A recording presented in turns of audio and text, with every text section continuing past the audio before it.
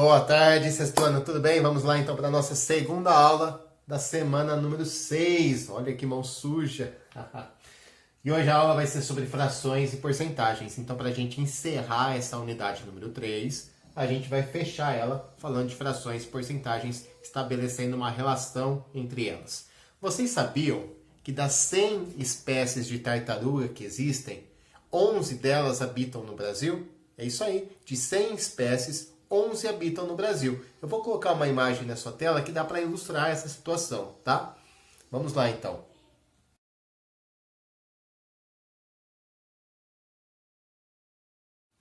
E aí, conseguiu visualizar? Você viu que tinha lá 100 tartarugas e em 11 delas você tinha a bandeirinha do Brasil? Então, essa situação a gente pode representar por meio de uma fração. Então eu posso vir aqui e colocar da seguinte maneira. Bom, de 100 tartarugas que existem, de 100 espécies de tartaruga, tem 11 que vivem no Brasil. Tá? Então eu estou usando aqui a ideia de fração como uma razão, né? De cada 100, num total de 100 espécies, tem 11 que vivem no Brasil. Então aqui eu montei uma fração, que é a fração 11 centésimos.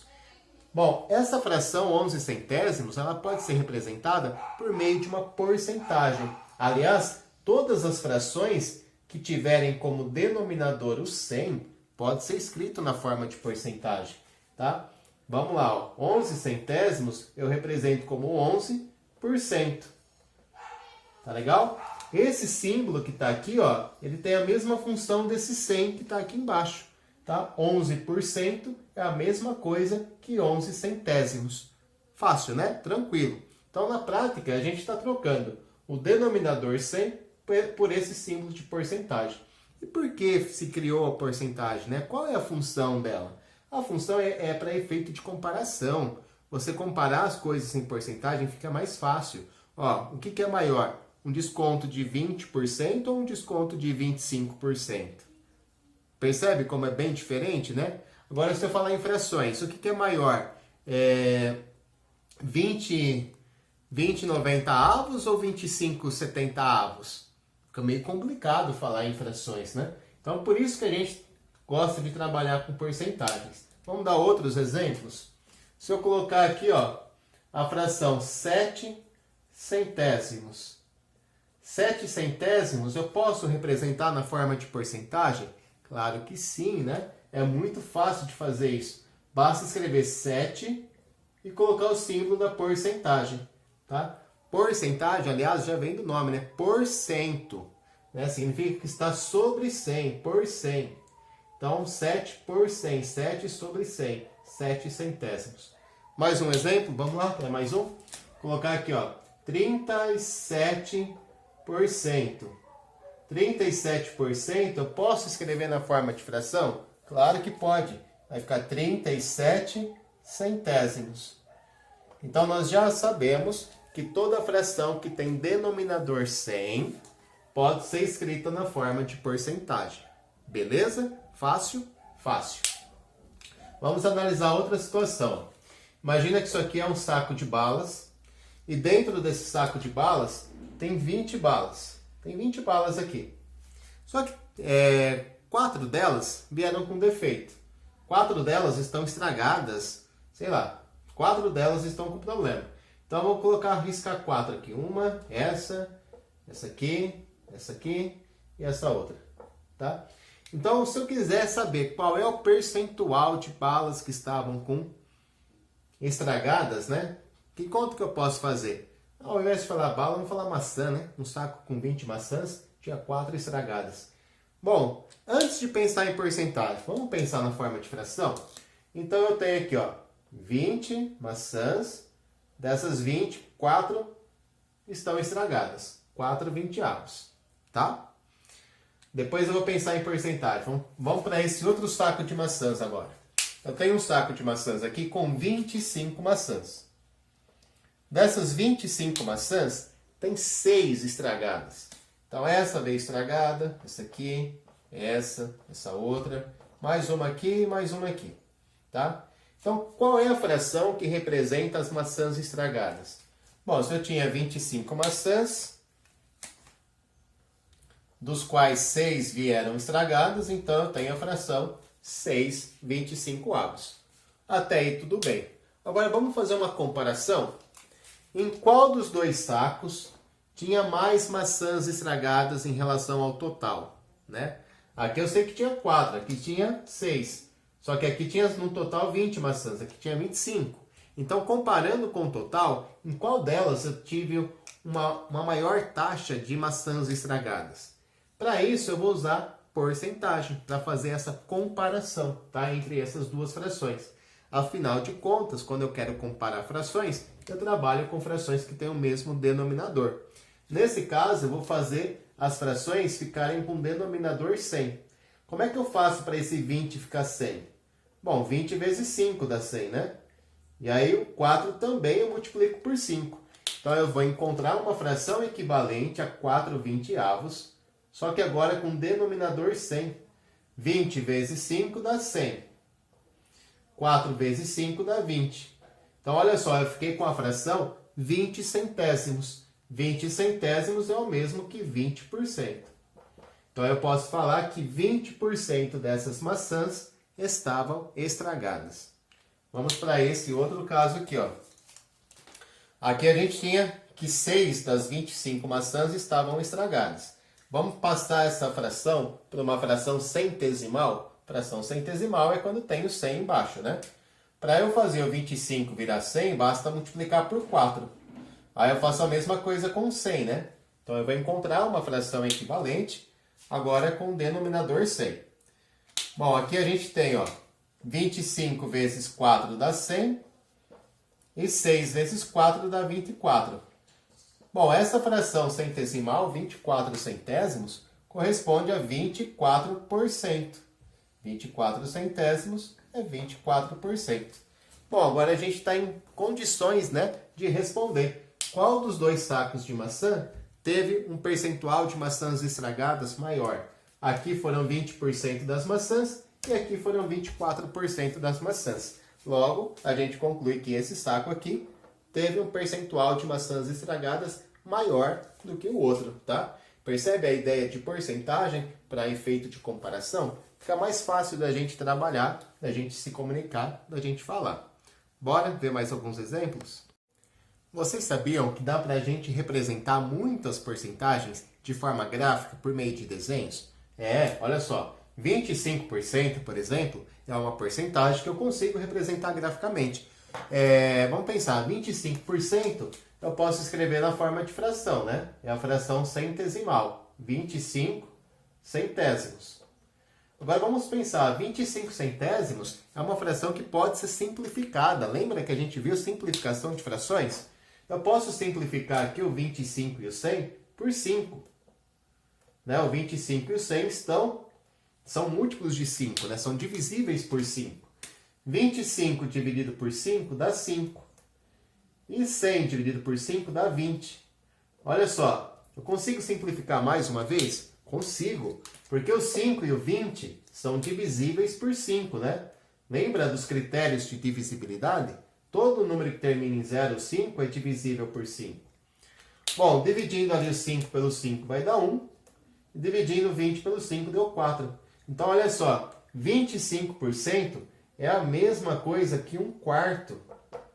Então, 25% é equivalente à fração 1/4. Por quê? Porque 1/4 é equivalente a 25 centésimos. Então, a gente tem essas relações todas para serem levadas em consideração. Como é que eu represento, então, graficamente 25%? Bom, eu venho aqui, ó, dividir a minha figura em 4 partes iguais, e aí eu pinto uma dessas partes. Então, pintar 1/4 de uma figura é o mesmo que pintar 25%. Então, aqui, ó, eu tenho 25% da minha figura pintada. Se eu pintar mais uma parte, vai dar 50%, né? Metade da figura. Se eu pintar 3 partes, eu vou ter 35%. Ou seja, 35% é o mesmo que 75% é o mesmo que 3/4. E se eu pintar o círculo todo? Bom, aí se eu pintar o círculo todo, eu vou ter 25% daqui, mais 25% daqui, mais 25% daqui. o círculo todo equivale a 100%, que é 1 inteiro, né? 1 inteiro, 100%. Então, deu para entender essa ideia de representar graficamente a porcentagem? Então, eu transformei a minha porcentagem em uma fração, simplifiquei e aí representei uma figura dividida em 4 partes iguais. Uma dessas partes corresponde a 25%. Próxima ideia aqui, ó. Próximo exemplo. 60%. Como é que eu represento essa porcentagem de forma gráfica? Da mesma maneira, né? Primeiro a gente transforma uma fração centesimal. 60 centésimos. Agora eu vou simplificar essa fração. Olha como é fácil quando eu tenho um número que termina em 0 em cima, um número que termina em 0 embaixo. Então eu posso vir aqui, ó, e cortar o 0. É como se eu estivesse dividindo por 10, né? Ó, se eu fizer 60 dividido por 10, vai dar 6. 100 dividido por 10, vai dar 10. Então eu estou simplificando, mas sem necessariamente indicar a divisão. Simplesmente tirei um 0 em cima e embaixo. Isso eu sempre posso fazer, tá? Agora eu vou dividir por 2. Por quê? Porque o 6 e o 10 são pares. Então eu vou dividir aqui o 6 pelo 2 e o 10 pelo 2. Quanto vai dar essa divisão? 6 dividido por 2 vai dar 3. E 10 dividido pelo 2 vai dar 5. Então ficou 3/5. Repare que eu tinha feito uma figura, ó, e dividido ela em 10 partes iguais. Podia ter representado já usando as 10, mas eu vou arrumar ela agora. Vou deixar ela dividida em 5 partes iguais. Bom, vamos lá. Das 5 partes da minha figura, quantas eu devo pintar? Devo pintar 3, né? Então venho aqui e pinto 3 partes. 1, 2, 3. Tá legal? Cada uma esse total aqui equivale a 60%. Então 3/5 da minha figura corresponde a 60%. Isso é bem legal, né? Então a gente tem várias maneiras de representar a mesma coisa. 60% é igual a 3/5, porque 3/5 é igual a 60 centésimos. Então olha quantas maneiras diferentes de representar a mesma coisa. Legal? Vamos ver mais um pouquinho de situações aí que envolvem fração e porcentagem.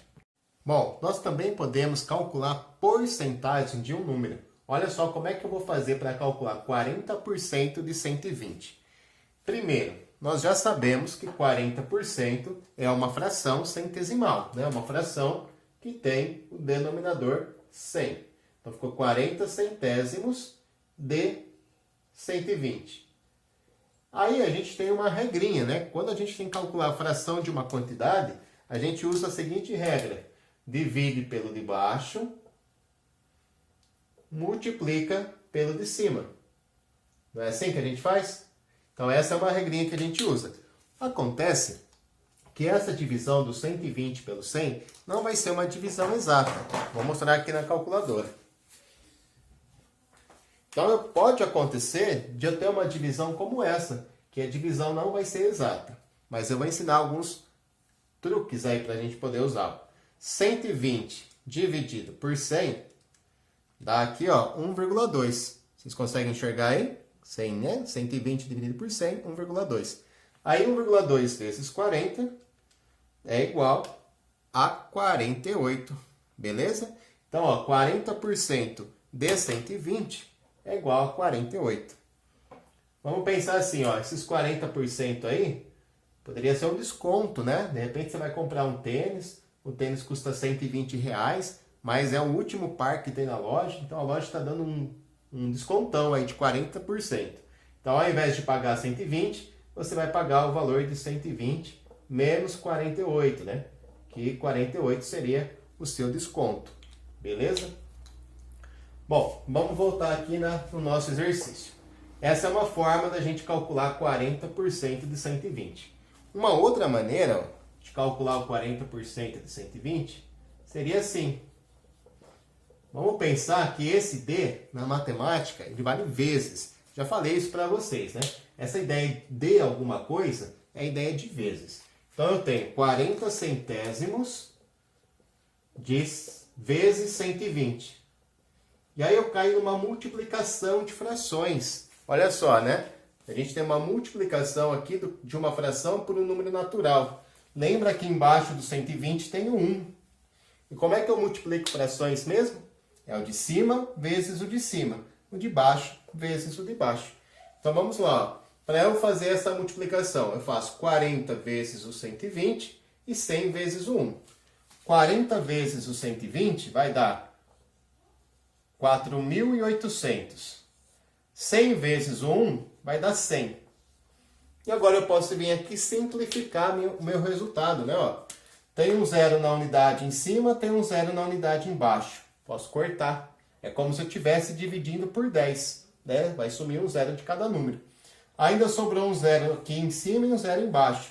Posso cortar também, né? Então é como se eu estivesse dividindo de novo por 10. E aí ficou 48 sobre 1. 48 inteiros é o mesmo que 48. E aí, qual jeito vocês preferem mais? Essa aqui, ó, de dividir pelo de baixo, multiplicar pelo de cima, ou essa aqui de multiplicar o 40 pelo 120 e o resultado que der é dividir pelo 100? Ah, esse aqui não é mais fácil? Lembrando que, numa situação aí, problema de prova, né, de sala de aula, a gente vai estar sem a calculadora, né? Aqui eu usei calculadora. Aqui foi feito sem calculadora. Tá legal? Deu para entender essa parte de cortar os zeros? Cortar zero significa dividir por 10, né? Cada vez que eu divido por 10, é um zero que vai embora. Vamos lá para mais um exemplo. Para eu calcular, então, 75% de 120, eu vou usar o processo da multiplicação. Então, ó, 75% é 75 centésimos, o D eu troco pelo vezes, e os 120 inteiros é 120 sobre 1. Agora é só multiplicar o de cima pelo de cima, o de baixo pelo de baixo. Então vamos lá, ó. 75 vezes 120. Então vamos lá, 75 vezes 120 é igual a 0, 10 sobe 1, 6, 0, 0, 14 sobe 1, 8. Tá? Então deu 0, 0, 10 sobe 1, 9. Deu 9.000. Então 75 vezes 120 dá 9.000. E embaixo fica o 100. O que eu posso fazer agora? Posso vir aqui e cortar zeros, né? Corto um zero em cima, um zero embaixo. Mais um em cima, mais um embaixo. Então deu 90. 75% de 120 corresponde a 90. Fácil, né? Pessoal, aí para a gente finalizar a aula, vamos resolver um problema. É o exercício número 6 da apostila, página 67, letra A. Ele diz assim, ó. Após comprar 1.500 lâmpadas para revender, o dono de uma loja teve de trocar 26% delas, pois estavam com defeito. Quantas lâmpadas ele precisou trocar? Então vamos lá. Ó. Então ele comprou 1.500 lâmpadas. Só que nem todas estavam boas. 26% dessas lâmpadas aqui, né? Então 26% de 1.500 vieram com defeito. Eu quero saber quantas vieram com defeito. Então, eu vou calcular essa porcentagem de 1.500, passando a porcentagem para a fração, né, 26 centésimos de 1.500. Bom, lembrando que na matemática esse D pode ser trocado por vezes. Então, ficou aí 26 vezes 1.500, e embaixo do 1.500 tem o 1, vai ficar 100 vezes o 1. Então, vamos lá. Ó. Quanto que é 26 vezes 1.500? 1.500 vezes o 26. Isso vai ser igual a 0, 0, 30 sobe 3, 9. 0 aqui, 0, 0, 10 sobe 1, 3. Deu 39.000, tá? Então ficou aqui 39.000 sobre 100. Dá para eu simplificar, né, agora essa fração centesimal, simplesmente cortando os zeros. Eu posso vir aqui, tirar um zero de cima e um de baixo. Um de cima e um de baixo.